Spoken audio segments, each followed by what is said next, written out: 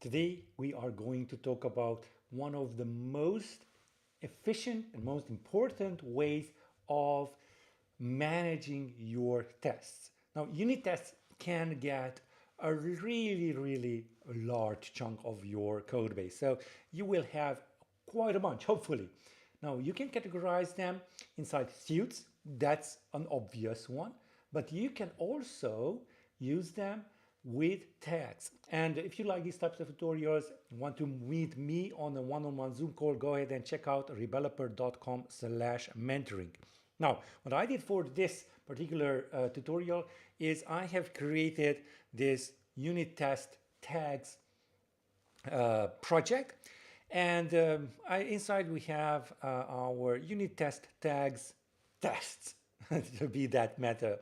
So what we have over here is an example. And what I'm going to do is just have some more over here. So example 2 and then example 3. Now, these are obviously wrong names. So if you'd like to know how to you actually want to name your tests, go ahead and check out the previous on the list is the second link in the description.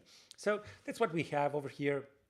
And that's fine. And if we go to our tests right over here, you will see that we have example 1, example 2, example 3. And then there's UI tests, of course. You can just disregard them currently. But, and if you create a new one, a new suit, this is basically a suit, it's being created, then you will have them over here. And this can get really large, really quick. Now, this is one categorization by naming your suit. So basically your profile or whatever you'd like, data, networking, all of that stuff that you'd like to chunk your tests around. And that's the obvious way of doing things. But what if you want to grab certain tests from different suits? Now, that can be done with the help of tags. Now, tags are located right over here. You can see no tags added just yet. But if you just, let's just say let's create first of all some of the tags. And what I usually do is just create a new empty file. So you can just create the tags anywhere in one of these files, but make sure that you keep them separate in different files. And I would just say tags, okay? And let's import testing. There we go. And let's have an extension on the tag. Oh, sorry, tag. That would be our tag. And we are going to create a static @tag and var. Let's just call this developer. And let's duplicate that. And let's just have that, oh, sorry, @tag var. Let me just move that @tag. Hopefully I got that right. Come on. Let's move that out of the way. There we go. Okay, let's just wait. It's missing the pattern. Let's just first of all have student right over here. Developer, student.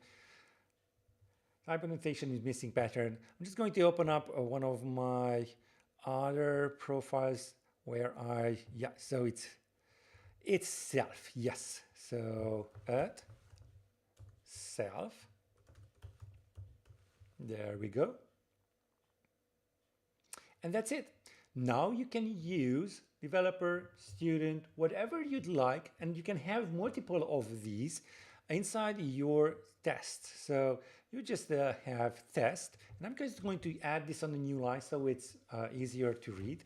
And you can have a name like example. There we go.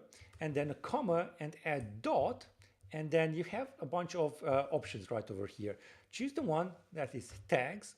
And currently I'm just going to tag this one with, and as you can see, we can have developer, student, whatever we created. And that is developer.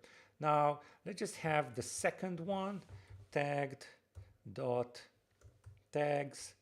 And I'm just going to go with student at this point.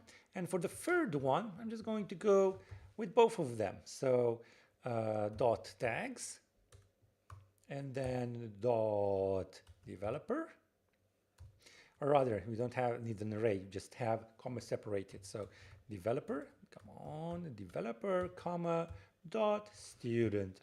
Okay, so now that we added our tags, let's take a look at what we got here. So yeah, everything seems to be the same when we are having them inside our suits. But now if we just click on the tags, oh, and we do need to run them. So let's just pair them, and they will be populated basically right over here. Build test succeeded.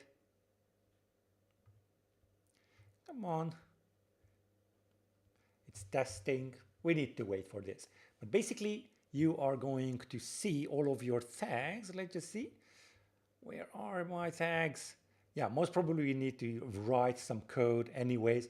But, oh, there they are. Developer and student. And then you can just run only those, or just, go to only those that have those particular tags. And this is a real advantage of just chunking or categorizing your test according to suit. Now, if you'd like these types of tutorials, go ahead and check out the first link in the description. That is rebeloper.com/mentoring, where you can meet me on a one-on-one Zoom call, and I can help you with all sorts of stuff like debugging, learning Swift/Swift UI, or unit testing.